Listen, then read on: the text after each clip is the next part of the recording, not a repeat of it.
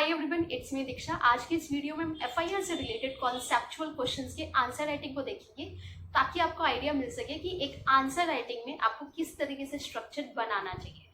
तो इस वीडियो को हम स्टार्ट करते हैं। अच्छा, एक चीज और, इसके नोट्स आपको बनाने की जरूरत नहीं है। आप वीडियो देखते हुए सिर्फ कंटेंट पर ध्यान दो। पीडीएफ आपको टेलीग्राम चैनल से मिल जाएगी जो आप जाके डाउनलोड कर सकते हो। सबसे पहला क्वेश्चन है, define FIR and what are its essential ingredient. देखो, सबसे पहले हमें आंसर राइटिंग में क्या करना होता है, इंट्रो लिखना होता है। इंट्रो इतना बड़ा नहीं, 2 या 3 लाइन का इनफ है ये नोट्स के हिसाब से, इसलिए इतना बड़ा है।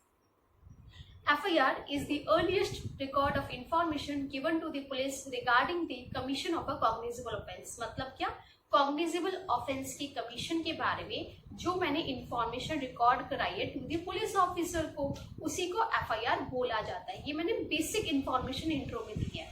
FIR जो है वो डिफाइन नहीं किया गया, ना तो CRPC में ना ही BNSS में। Section 154 CRPC and section 173 BNSS जो FIR से डील करता है, लेकिन वहां पर आपको डिफाइन नहीं मिलेगा, डेफिनेशन नहीं मिलता। वो सिर्फ और सिर्फ इन्वेस्टिगेशन के लिए एक प्री रिक्वेस्ट स्टेप है। मतलब क्या हुआ, जैसे ही आपने FIR करवाई, FIR के बाद तुरंत क्या होता है, इन्वेस्टिगेशन स्टार्ट हो जाती है। इन्वेस्टिगेशन का पर्पस क्या होता है, इन्वेस्टिगेशन का पर्पस है to collect the evidence, to collect the evidences. और ये कौन कलेक्ट करता है, by the police officer. Evidence collect करने के बाद में चार्जशीट फ्रेम होती है। चार्जशीट फ्रेम होने के बाद की मजिस्ट्रेट के पास फाइल होती है, जिसके बेस पर मजिस्ट्रेट आगे की प्रोसीडिंग को कंटिन्यू करता है। यानी कि इंक्वायरी का स्टेज आएगा, देन ट्रायल का स्टेज आएगा। ठीक है, तो यानी कि यहाँ पर इन्वेस्टिगेशन आपका तब तक नहीं हो सकता जब तक कि आप FIR नहीं कराते हो। अच्छा, FIR सिर्फ और सिर्फ कॉग्निजेबल ऑफेंस में होगी। अब कईयों को कॉग्निजेबल ऑफेंस पता होगा, कईयों को कॉग्निजेबल ऑफेंस नहीं पता होगा। तो मैं एक बेसिकली आपको बता देती हूँ। देखो, ऑफेंसेस को हम बहुत सारे टाइप्स में डिवाइड कर सकते हैं, लेकिन अगर ऑफेंसेस को सिर्फ पुलिस की पावर को लेकर मुझे टाइप्स बताने हो तो कितने टाइप्स के, कॉग्निजेबल एंड नॉन कॉग्निजेबल।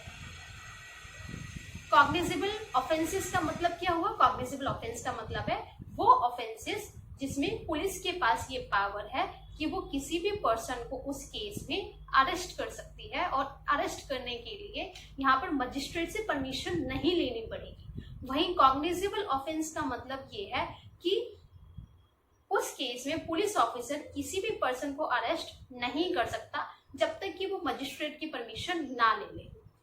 एक और क्वेश्चन आपके दिमाग में रेज होगा कि कॉग्निजेबल कोई ऑफेंस कॉग्निजेबल है या नॉन कॉग्निजेबल है, ये मैं कैसे आइडेंटिफाई करूंगा।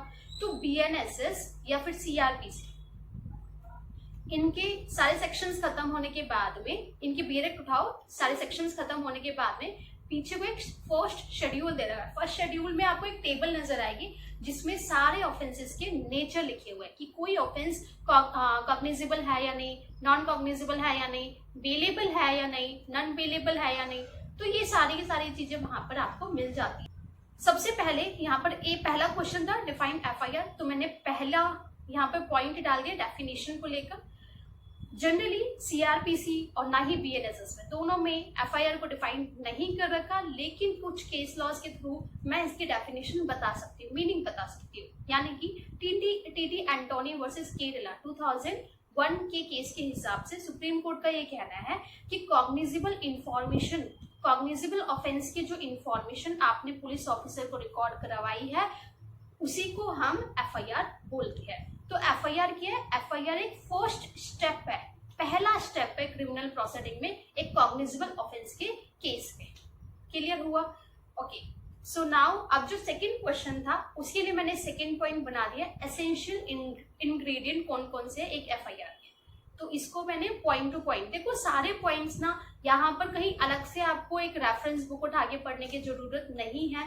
ये सारी चीजें आपको बेरेक्ट से मिल जाती है। बेरेक्ट की बहुत ज्यादा इंपॉर्टेंस है, आप उसको इग्नोर मत कीजिएगा, क्योंकि मेरे जितने भी क्लासेस लाइव चलती है गूगल मीट पर, वहां पर मोस्ट ऑफ द स्टूडेंट बेरेक्ट को इग्नोर करता है।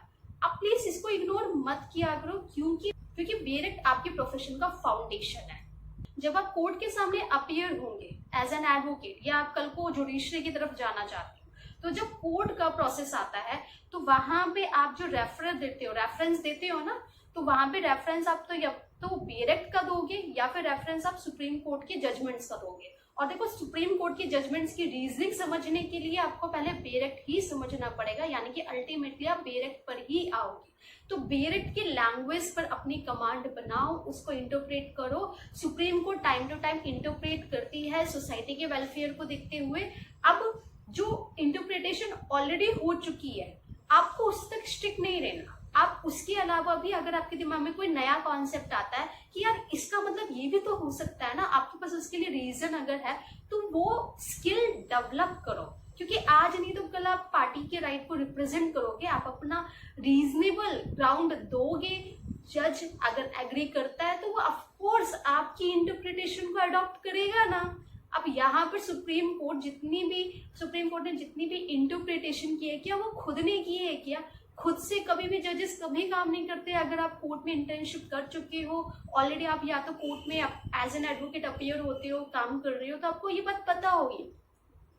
जजेस के पास में हमें अपनी चीजें, हमें अपने फैक्ट्स, हमें अपने ग्राउंड्स देने पड़ते हैं, उनको जस्टिफाई करना पड़ता है। जो पार्टी जजेस को जस्टिफाई कर पाती है उसी के फेवर में केस जो है वो डिसाइड होता है। सो वापस आ जाते हैं क्वेश्चन पर।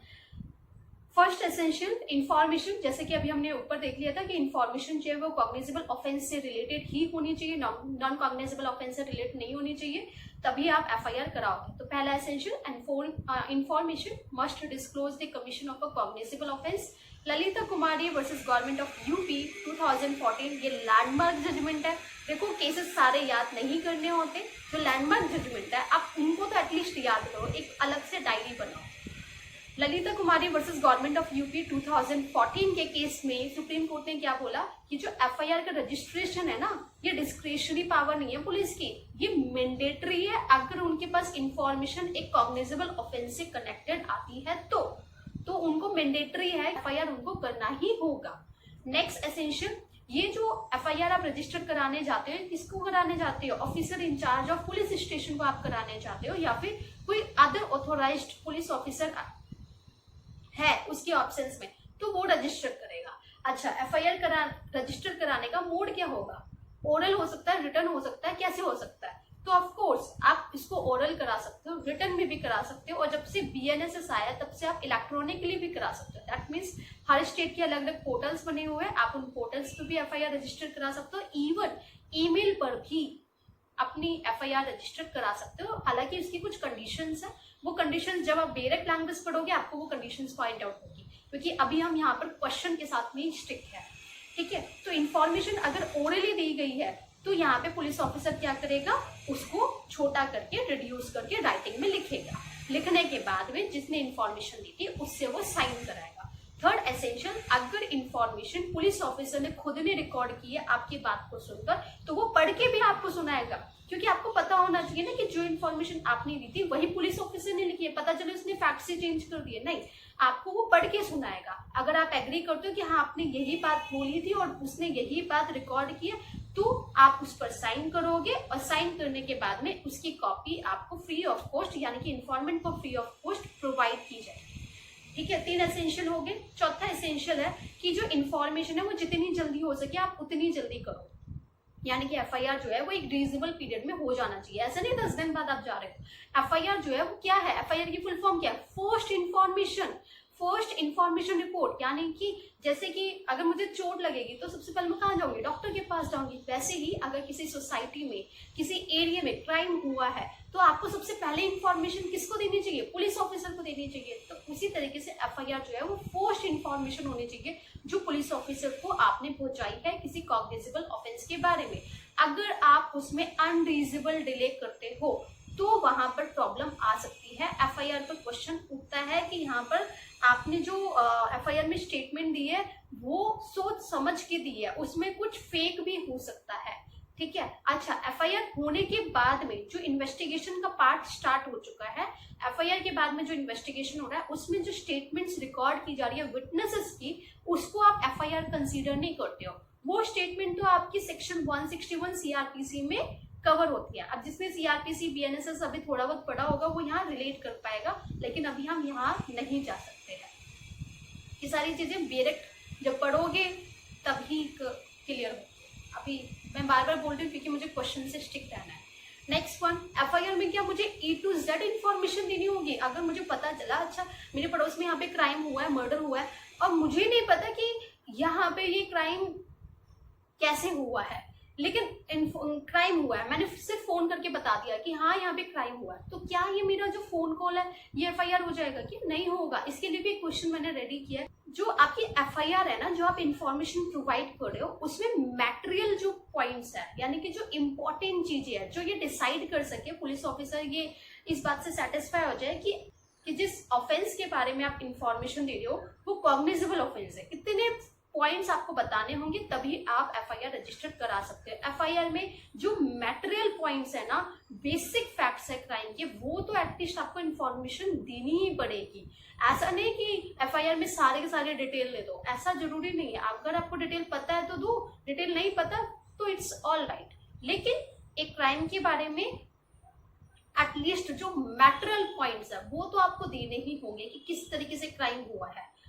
ठीक है, सो ये हमने लास्ट में कंक्लूजन कर दिया। तो इस तरीके से आपको आंसर राइटिंग करनी है। नेक्स्ट क्वेश्चन पर चलते हैं।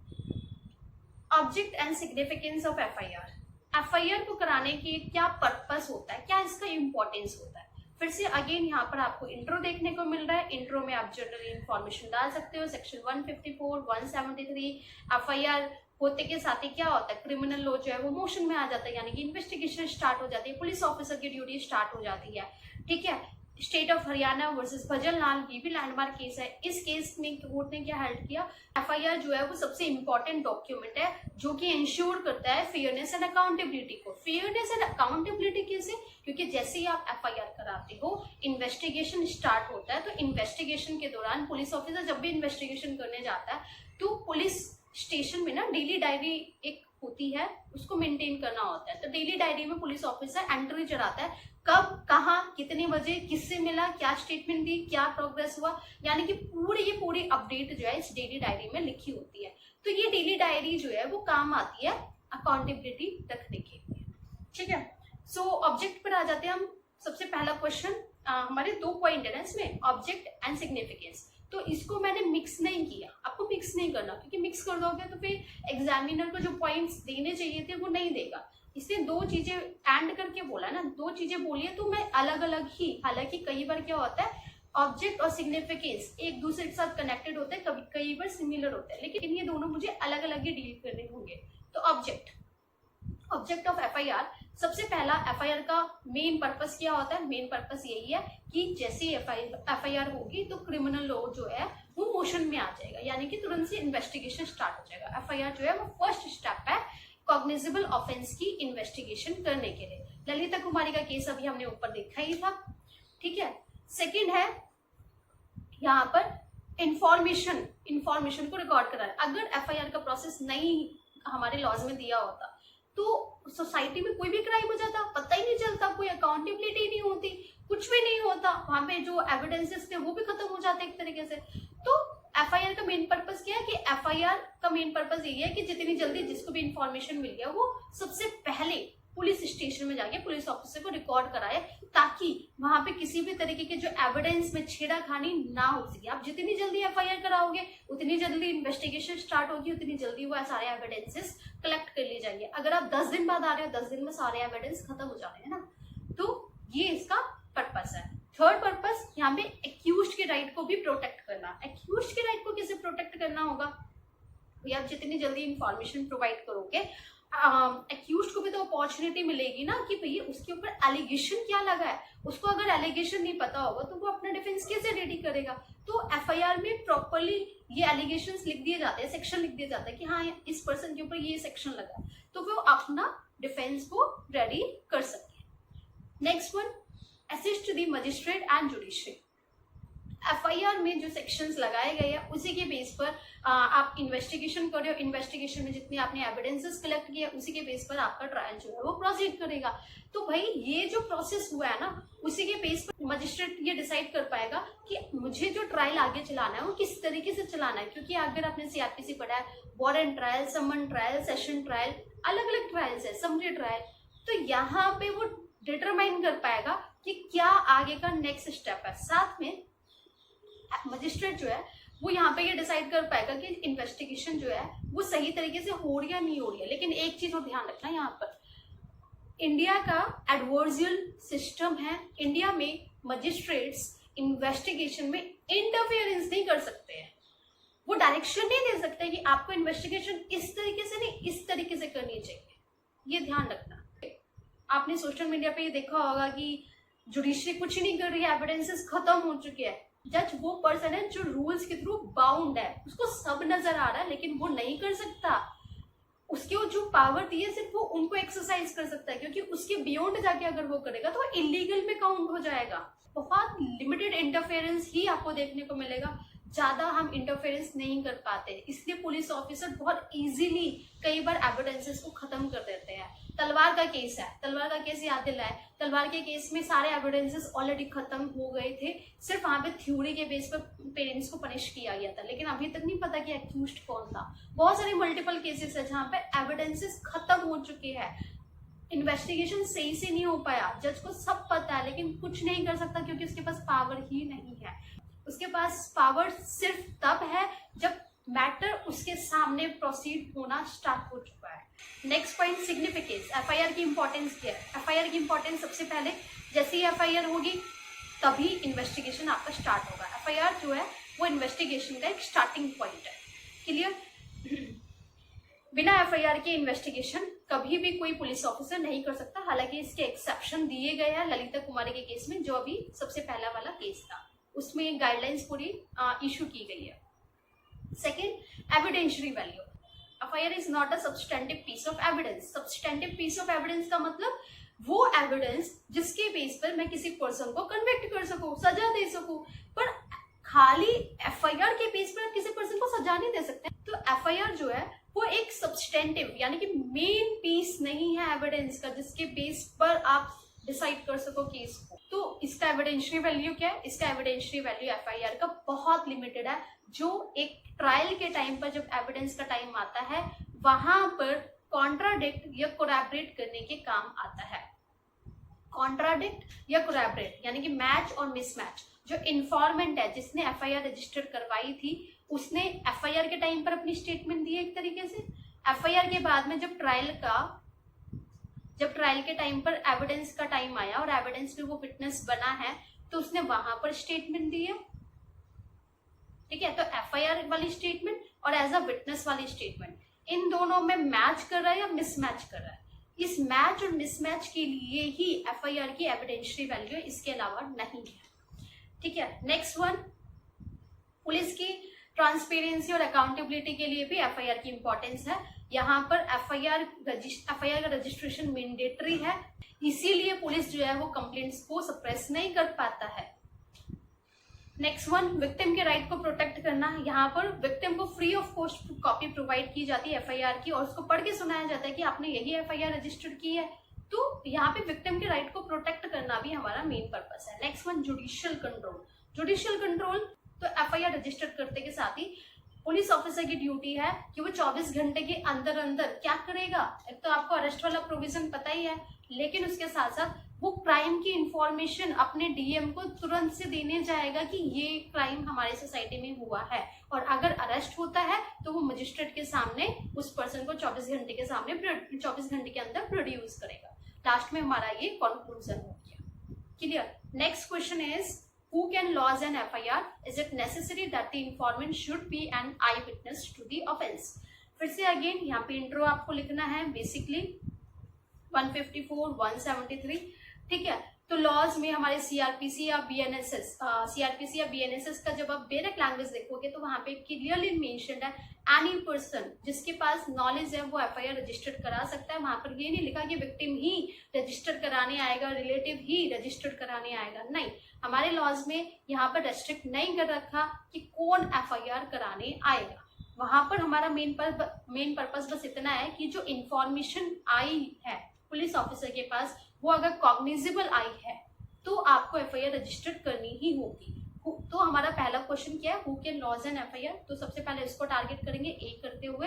तो any person with knowledge of the offence, यानी कि हमारे सेक्शन 154 एंड 173 में जब आप डायरेक्ट लैंग्वेज देखोगे तो वहां पर एनी पर्सन लिखा है। एनी पर्सन में कोई भी आ जाएगा, victim, witness, relative, stranger, even police officer तक आ सकता है कि वो एफआईआर खुद से लॉन्च कर सकते हैं अगर वहां पे इंफॉर्मेशन जो है वो एक कॉग्निजेबल ऑफेंस से कनेक्टेड है, भले से उसका सोर्स ऑफ नॉलेज कुछ भी हो, डजेंट मैटर। ठीक है, तो यहाँ पर हमारे लिए जरूरी नहीं है कि विक्टिम ही आए। एफआईआर अगर सिर्फ विक्टिम ही कराने लगता तो आधे एफआईआर होती ही नहीं।